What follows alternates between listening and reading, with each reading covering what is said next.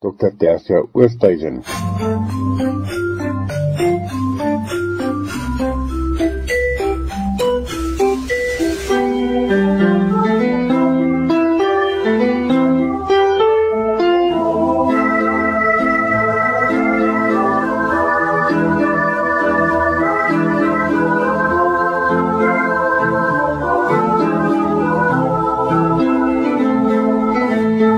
Lig op geestesgesondheid, Dr. Tersia Oosthuizen van die Noordwes Universiteit, bedryfs- en voorligtingsielkundige. Goeiemôre Willem, goeiemôre luisteraars. Ek gaan voort vandag om 'n bietjie te gesels oor die sielkunde en ons belewenis, emosioneel, kognitief en gedragsgesproke, wanneer ons geestelike pad loop. En ek wil vandag praat oor wat ek sal verwys na as die kwakversaligers. Met ander woorde, persone wat ons as 'n hero of as 'n held of heldin beskou binne die geloofsgemeenskap en wat ons dan agterkom eintlik nie die persone met hierdie hoë morele grond is nie. Dit is maar altyd so hartseer as 'n mens van beïnvloeders en verskillende mense wat dan nou so opgehemel word, lees en hoor en dan uiteindelik beland gebroke persone by ons in die spreekkamers, finansiëel gebroke, finansiëel totaal amper vernietig, emosioneel gebroke omdat hulle nie meer weet wat is waar en wat is nie waar nie, wat kan hulle glo en wat kan hulle nie glo nie, wantroue in hulle medemens ensovoorts. En ek wil begin deur te sê dat almal van ons, het sy in die gewone alledaagse sekulêre wêreld waarin ons leef, het sy soos wat ons groot word, of dan nou spesifiek ook binne die geloofsgemeenskap as Christene, het 'n behoefte daaraan om na mense te kan opsien, om 'n hero te kan wees. Ek kan hê verskoning. En 'n hero is iemand, as ons 'n bietjie gaan na 'n definisie kyk, wat werklik toegewing sal maak, wat vir ander hierdie altruïstiese beeld en uitlewing voorhou van dat ek regtig vir iemand anders, amper wil ek sê, my laaste goed sal gee. Ek sal regtig goed doen vir ander. Dit kom uit my hart uit. Daar's 'n onselfsugtigheid. Daar is iets wat sê, ek is hier om vir jou tot diens te wees. Hier is my naaste liefde.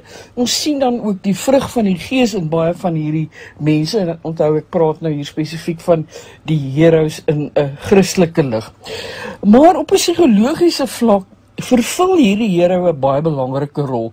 Hulle is vir ons 'n bron van inspirasie. Hulle gee vir ons leiding as dit kom by beginsels en waardes en dit wat in terme van moraliteit belangrik is om te wees. Maar, en hierdie is die belangrike, en ek wil hê ons moet mooi bietjie hier gaan stilstaan. 'n Hero verskaf sielkundige beskerming, want hulle is uit die aard van die saak mense wat ons help om oor ons moeilikhede en uitdagings te kom, om betekenis en dan ook doelwitte weer in ons lewe te vind en te laat herleef.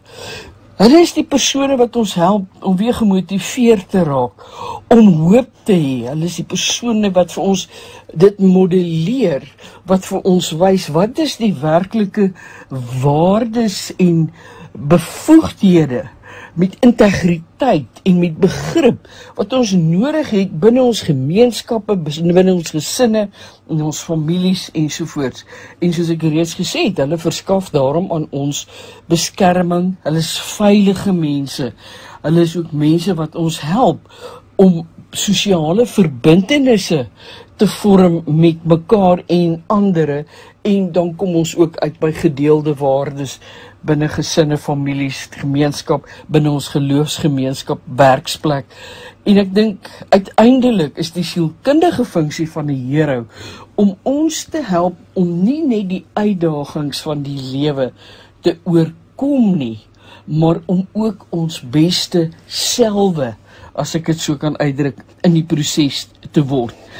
Nou om terug te kom, wat ek bedoel as ek sê dat persone beland by ons in die spreekkamers so teen die grond as gevolg van persone wat hulle self op hierdie voetstukke geplaas het en hulle self as beïnvloeders of dan nou as heroes aan mense voorhou, terwyl dit eintlik persone is wat alternatiewe idees het waarom hulle mense en spesifiek Christene dan nou sogenaamd goedhartig is of hulle wil help ensovoorts.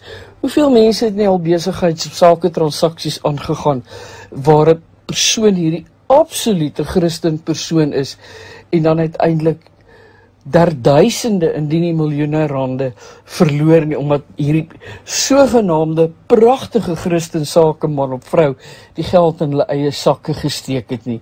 En nou bring dit hierdie verwarring, want ek het hierdie persoon geglo, want hierdie persoon is so oortuigend, hierdie persoon het my so oorgehaal, was so oorredend, vir my al die moontlike redes voorgehou van waarom dit die beste is dat ek in hierdie persoon se skema belê, se skema inkoop of op watter manier ook al finansiëel voorsien. Of ek kom by een of ander geloofsgemeenskap kamp en onthou as ons weg is van ons huise en jy's in 'n geïsoleerde kring, dan is 'n mens baie meer ontvanklik vir wat daar gesê word en die oomblik as daar bevraagtekening is van wat gedeel en gesê word, dan is jy eintlik 'n mindere Christen en dan raak mense teleurgestel en hulle raak verward.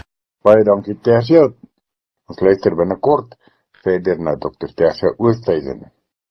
Willem en luisteraars, ek wil hê dat ons ook vir mekaar hier moet sê, dat niks van dit wat ek hier sê is teen 'n spesifieke organisasie of 'n persoon gemik nie.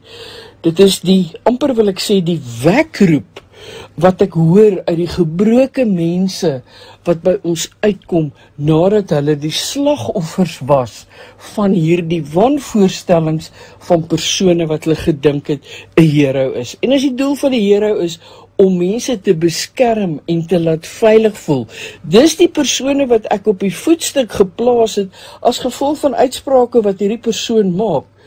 En nou het ek agtergekom hierdie persoon het voete van klei. Is daar iets wat ons miskien vir mekaar kan sê, of wat ons kan doen om ons net so 'n bietjie te beskerm? Ek dink die eerste belangrike ding hier is, as so 'n persoon beloftes maak of sekere waarborge gee, dan moet ons bly aandring daarop dat dit vir ons op so 'n manier tuisgebring word, dat ons werklik deur, ek wil amper die woord gebruik, wanvoorstellings en valsheid kan sien. Want die vraag is dan ook, wat is die godheid se morele standaard in terme van die beginsels soos uiteengesit in die Bybel as dit kom by eerlikheid, as dit kom by egtheid, by liefde, by versorging? Sal ek inkoop in iets wat iemand aan my probeer verkwansel, waar ek duidelik uiteindelik die verloorder gaan wees, en dan lees ek agterna in een of ander koerant, tydskrif of ek sien in die media, dat 'n persoon 'n paar miljoen rand gemaak het, as gevolg van 'n klomp aanhangers, wat hierdie hero geglo het, en dan het dit nie uitgewerk nie. Ons het soveel voorbeelde, byvoorbeeld op gesondheidsgebied, waar 'n persoon na vore tree as 'n Christen wat sê nou maar 'n sekere produk adverteer en sê, moenie glo in, sê nou maar, chemoterapie is deel van kankerbehandeling nie, gebruik liewer alternatiewe metodes, en dan sterf persone as gevolg van die feit dat hulle so geglo het wat gesê is, of die persone verloor, ek sê weer eens, geld, of hulle verloor dalk selfs hulle eie menswees, hulle eie identiteit in die proses. So daarom is dit belangrik dat ons met hierdie persone se lewens ook bekyk, en kyk of is daar 'n patroon van doelbewuste oortredings en aanhalingstekens waar mense amper nie saamstem met, noem dit nou maar, wette en dit wat onderlike strukture reguleer nie. Met ander woorde, dit beteken dat basiese gewone stellings, soos wat ons groot geword het, soos wat ons uit die Bybel uit daarvan bewus geword het, word nou baie keer op so 'n manier geïnterpreteer, dat dit hierdie sogenaamde hero pas, en wat nie werklik op die Bybel gefundeer is nie. En ek dink dit is waar Christene partykeer so diep seer kry, dat hulle as het ware hulle rug op die kerk en ook Christus draai. Kyk 'n bietjie na die vrug van die Gees, wat hierdie sogenaamde kwaksalwer versaligers het, of dan nou hierdie Christene of beïnvloeders. Met ander woorde, ons weet almal ons maak foute, ons weet almal ons doen nie goed op 'n volmaakte manier nie.